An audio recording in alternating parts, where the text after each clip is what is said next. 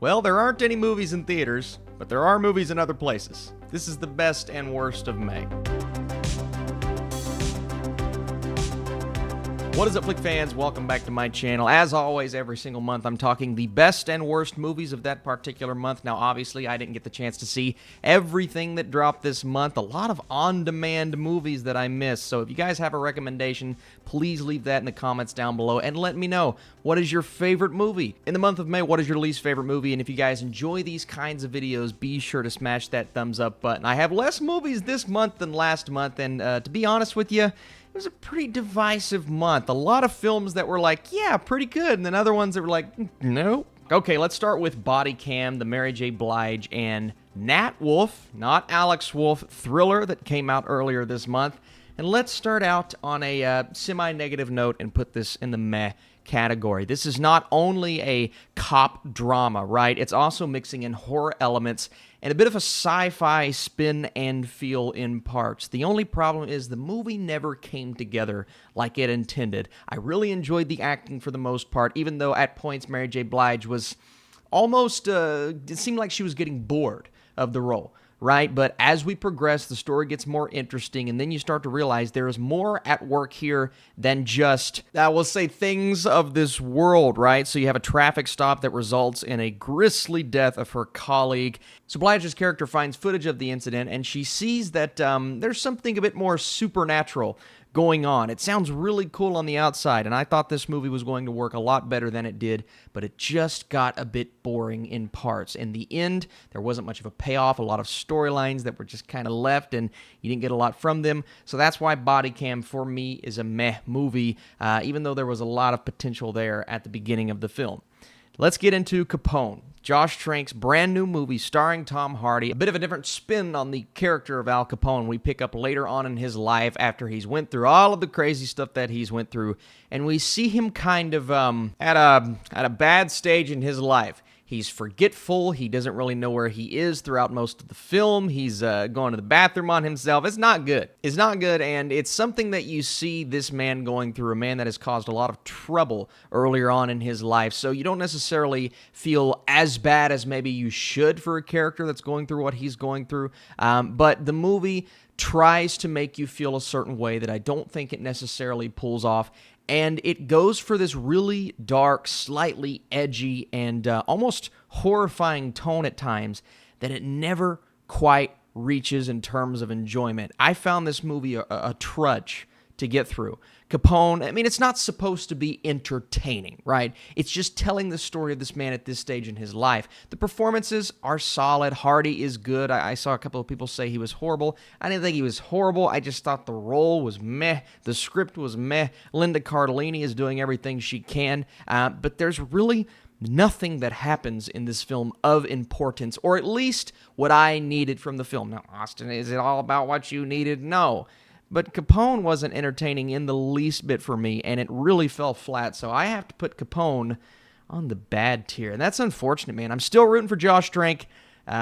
We'll see if we get another Chronicle soon. Next up is The High Note. I just talked about this film yesterday, so I don't want to dive too deep into it. And I honestly thought it was okay. You have Dakota Johnson, you have Tracy Ellis Ross, Diana Ross's daughter, Kelvin Harrison Jr., and everyone is solid in the film. Absolutely. It's all about the story of an assistant who wants to become a producer, and Tracy Ellis Ross's character is trying to get back into the game of making music. But then Dakota Johnson goes and lies to Kelvin Harrison and says, hey, I'm a producer. I'm going to make your music. And then things start to spin out of control and emotions run high. There's lots of drama. There are lots of really well done songs. Kelvin Harrison Jr., where did that voice come from? My goodness. And a lot of great singing in this movie. Unfortunately, the story didn't quite measure up to the performances and the music, but it was still enjoyable enough, and I think this is the movie that is going to hit its target audience. If you rent this movie, especially if you pay for this movie, you know what you're in for. If you saw the trailer, that's what the movie is. So I think it's going to be money well spent. If you're hesitant at all, I don't know if I'd say it would be worth it, but I still thought it was okay for what it was going for. Another movie that got close to okay, but didn't quite get there, even though I was rooting for it along the way, was Arkansas. Unfortunately, I'm putting it on the meh tier, but know that it's closer to okay than something like body cam. I was fascinated by Liam Hemsworth's performance in this movie. He was so good. He sounded like a young Josh Brolin. But you also have Clark Duke as kind of his teammate in this film, as well as the director of this movie. So you have Kyle and Swin, who live by the orders of an Arkansas-based drug kingpin named Frog. Frog being played by Vince Vaughn, by the way, who is always giving good performances nowadays, whom they've never met. But when a deal goes horribly wrong, the consequences are deadly. This film feels very much like it's trying to be a Quentin Tarantino-esque movie. The dialogue is as close as you can possibly imagine for a movie that never quite reaches the heights, or really anything close to a Quentin Tarantino movie. I just thought certain conversations were so out of place and so random, they didn't make sense in the grand scheme of things, in the context. It almost felt like they threw it in because, oh, that sounds like something Tarantino would write, and that sounds interesting. I do like the fact that it was structured in the way that it was, telling this in parts and using the graphics to kind of lead you on this journey. It was interesting, and I liked the music at times, and I thought the performances, like I said, were good, but the overall story just, it didn't grab me. And they go for this reveal of sorts at the end, and I was just like, so the movie somewhat fell flat, but I think there was enough there to garner a bit of a fan base. Next up is All Day and a Night, and unfortunately, it's another movie that I have to put on the meh tier. It's all about a young man who committed a homicide, and he's dealing with the repercussions of his actions. You have Ashton Sanders, who is phenomenal, Jeffrey Wright, who is always putting in a top-notch performance, and you know, it's a film that goes for something and tries to spread a message that I really appreciated, and I like the idea behind this movie, and I think a lot of other people like it too, because my review, you know, people were upset in the comment section. They're like, how dare you not like this movie for what it stands for? And listen, I'm on board with what it stands for. My issue is an issue that I have to look at when I grade a movie, and it's the film making, right? Sometimes I love the message in a film, but I can't give it a high score because the directing's not that good, and certain elements of the story were not that good. And that's exactly what's happening with this movie, is the narrative just didn't come together. They throw you into these situations that aren't important at all and expect you to care at the end of the movie. And there were certain events that were awesome. They were well handled. I love the filmmaking. There's a moment where they come in and take someone from his or her family, and I thought it was brilliant. And the performances, like I said, Jeffrey Wright is a very different Jeffrey Wright. And when we finally get to see that father and son reuniting scene, which is one I was looking forward to because I thought these two performers were fantastic, it didn't have the impact because the story wasn't there, and it leaves people with questions. So my issue is not the story, it's the filmmaking, and as a movie, it was meh for me. Let's move on to The Wrong Missy. Okay, here's another one. Comedy is subjective. I completely agree with that. Not everyone's going to laugh at the same thing. I didn't laugh at The Wrong Missy all that much. All right, I thought a lot of the humor fell flat. I think what worked here is Lauren Lapkus's energy, but not so much her character. Her character annoyed the living daylights out of me, but I really liked her performance, right? It's an interesting balance when you're looking at something like that. I'm always going to like David Spade.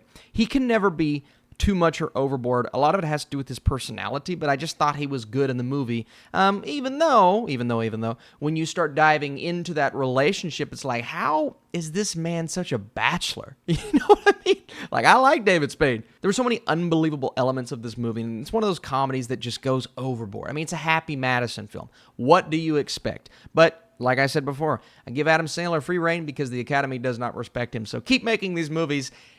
I don't have to like him, though. I'm putting The Wrong Missy on the bad tier because I did not find it funny, and I found it really messy.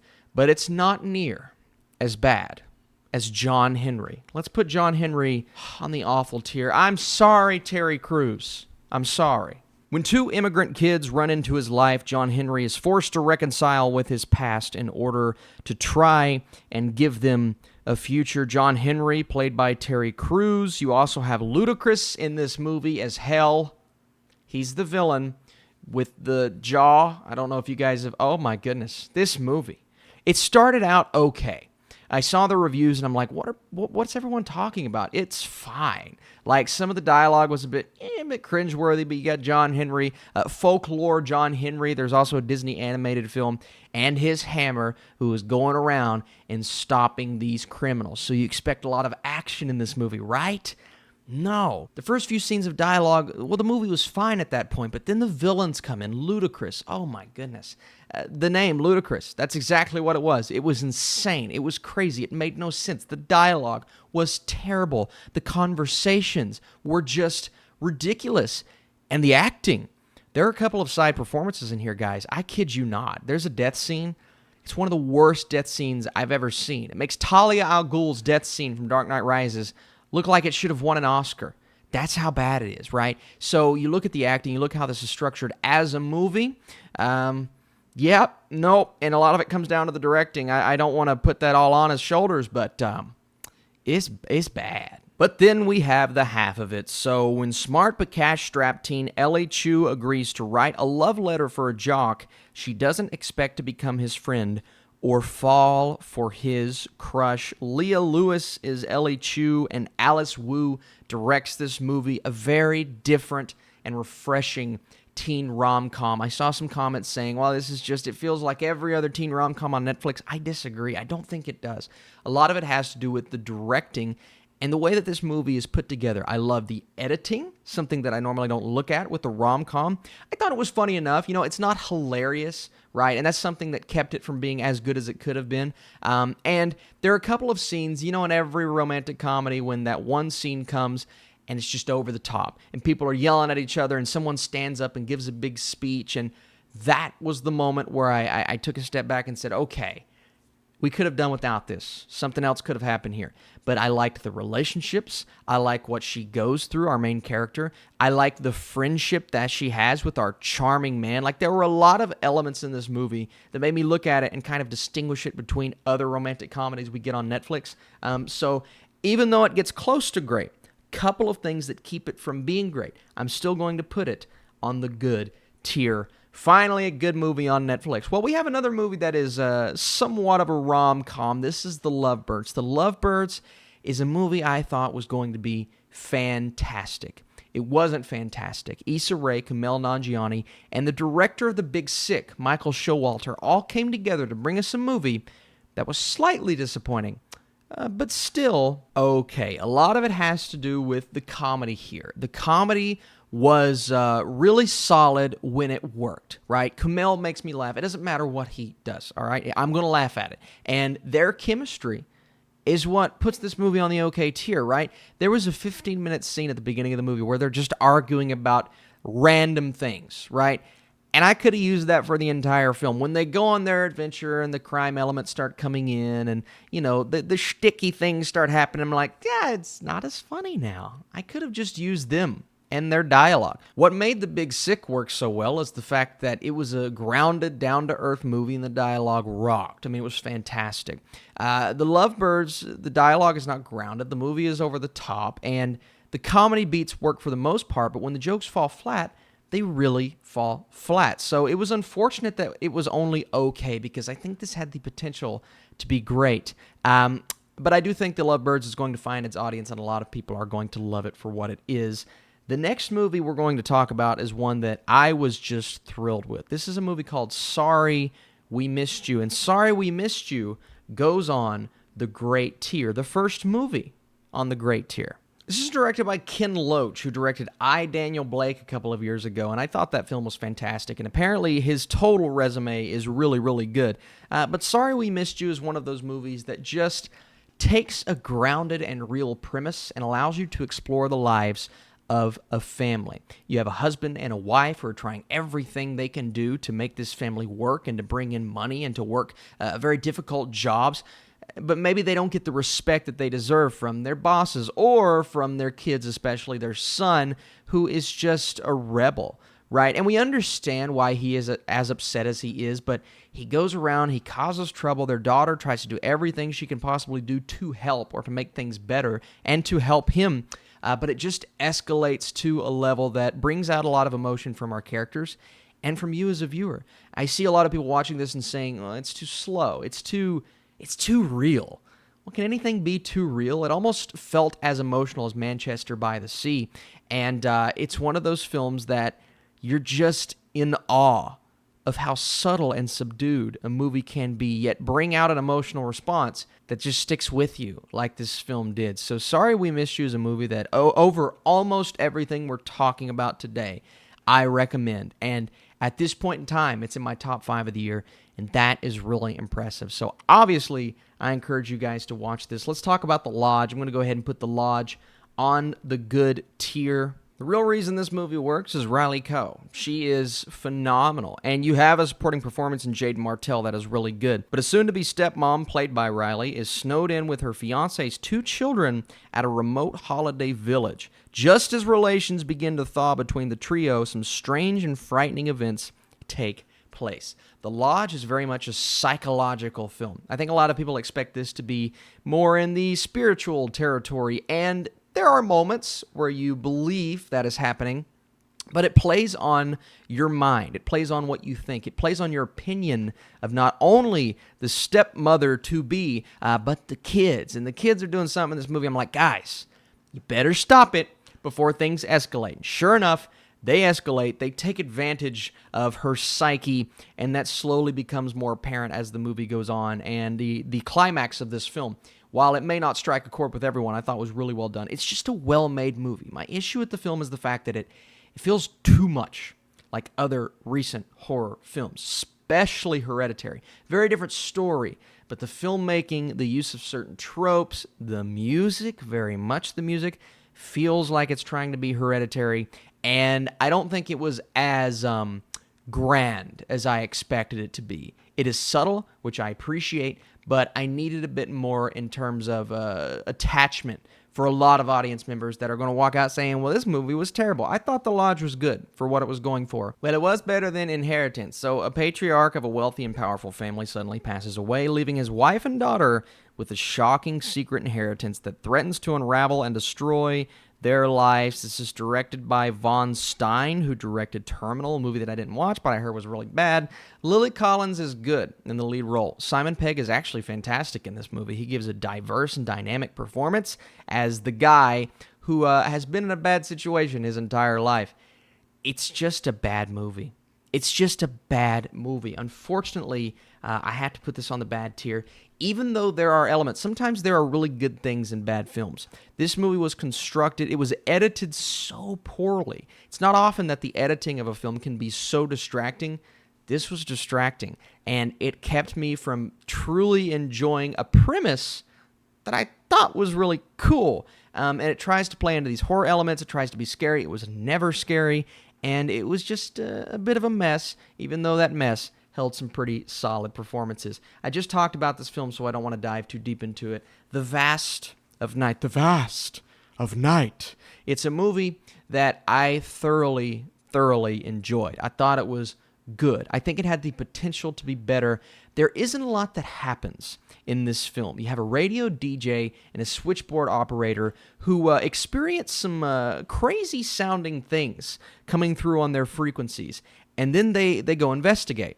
And the answers that they start to get, they are insane. It's a film that harkens back to, even something like a Stranger Things, something like a Super 8, Close Encounters of the Third Kind, but it refrains from showing you maybe as much as a lot of people want to be shown. Listen, I even had comments yesterday. This movie is just not for me. It's too slow. It's too boring. I left after 15 minutes. Stay on board. It slowly starts to get better, and you do get that payoff at the end. Even though it refrains from doing that all throughout the movie, a lot of it has to do with the budget. It's very low budget, but you get the payoff at the end, and there are going to be moments where they're just stuck on someone telling a story for 15 minutes. It's going to bore some people. I found it interesting, really enjoyed the dialogue. I think it's a good movie. The Wretched. The Wretched is a slow burn of a film at points, but it is a nice throwback horror movie with some really interesting elements. We're dealing with a witch, and things start to happen, freaky things, where parents are forgetting about their children. And this one young guy, he's like, listen, I got to figure out what's going on here because everyone around me is losing my mind, even though it looks like he's the one losing his mind. And the comparison to make here is Goosebumps. It feels like a Goosebumps for adults. And that's where we run into a problem here is Goosebumps has a very specific audience, and that is teenagers. This is an R-rated movie, and sure, you can sneak into the movie theater all you want, and obviously this isn't a film in a theater, but it's trying to appeal to a certain audience that may not be the correct audience that it's appealing to because its themes are a bit older than that. So The Wretched had a difficult balance of finding who its audience was. I really enjoyed the practical effects. I thought the witch looked great, but the story also moved at a pace that didn't quite capture my attention. So while The Wretched is a really good attempt, I don't think it got there, even though I'm looking forward to seeing what these directors do next. Here we go, Valley Girl. So I was going to review this movie on my channel. I almost did. I didn't. I reviewed it on Letterboxd. Mostly because it did find an audience, and I think a lot of people appreciated this movie, and I didn't want to be the guy to bring people down. Like, I don't love giving movies a super negative review, but Valley Girl, being a somewhat musical remake / reboot, did not appeal to me at all. It's one of those that I just disagree with a lot of people. I think this is a musical that shows me why I'm not normally a fan of musicals. I really enjoy movies like La La Land. Heck, I thought The Greatest Showman had a phenomenal soundtrack / score. But this movie just takes songs that we know and songs that we love and sings them in almost the same way and expects us to gravitate towards a story that is repetitive. It's one that we've seen 1,000 times before. It's sweet enough, and I think it's emotional enough, and I didn't hate the performances. I mean, obviously, you have people in here that we know and that we love, Jessica Rothe being the perfect example, and that's part of the reason why I think a lot of people love this is because the performances were really good, and you do somewhat care about these characters. I would just go listen to the original songs, and I thought the choreography was off, and I thought the filmmaking, it kind of felt like High School Musical, and don't get me wrong, I enjoy High School Musical, but at least those are original songs. This is just the same songs, and they don't mix it up in an interesting... I'm sorry, guys. Valley Girl, maybe I'm being a Scrooge, but it just wasn't for me. The Assistant, here we go, another one, is a good movie, even though I know some people that hate this film. So we take a look at the life of Jane as it's following her daily routine, and she's growing increasingly aware of the insidious abuse that threatens the everyday aspect of her position. So this is directed by Kitty Green. Julia Garner is playing Jane, and she's starting to notice things happening around her. And we never truly see, this is somewhat of a spoiler, but not really, we never truly see things come to fruition. She's just seeing hints and details, and at a point you're like, okay, how could this not be the case? Even though a lot of people around her are just treating her like she's dumb, are treating her like she doesn't know any better, and if she says something, then she's going to lose everything that she has worked really hard for. It's taking a toll on her mentally and emotionally. I thought it was really well done. My issue here is partially the issue that everyone's talking about is the pacing and just the fact that it's really slow and there is no grand payoff. I don't think this is a movie that needs a grand payoff, but I understand that criticism. So I'm a bit back and forth on that, but I look at the acting, I look at the performances, I look at what this movie stands for, and I look at just the way that it tells a story that should be impactful for people, but it does it in a subdued way. That's impressive. That's impressive. A director in Kitty Green, not many directors can do that. So in that vein, it worked. In other veins, it didn't get all the way there, but I still think it's a good movie. Like Scoob! It's Scooby-Doo, man. Scoob is a movie I was very much looking forward to. Covered it a couple times on this channel just because I like talking about Scooby-Doo. 3C Films and I were just psyched out of our minds for this movie. But we had a conversation after it was over, and we were both like, okay. Okay. I thought it was okay. As a longtime Scooby-Doo fan, it was very different from what I love in Scooby-Doo. But I'm not opposed of seeing a new version, a new incarnation, a new interpretation of a character if it's going to appeal to its audience.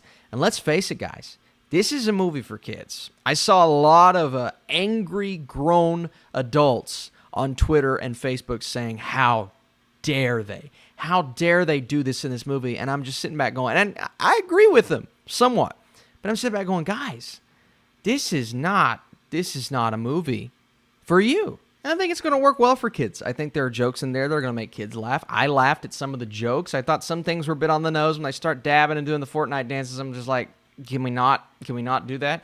But again, I think it appeals to its target audience, even though it left me kind of okay as a Scooby-Doo fan. So because of that, I'm putting it on the okay tier. And the last movie is Justice League Dark Apocalypse War. This is the end-all, be-all DC animation universe that they're currently on. There are multiple universes, but the one that they've been doing for the last couple of years, all of these movies building up, ended with this. And I didn't expect this to be the Avengers Endgame of the DC animated universe, but it really was.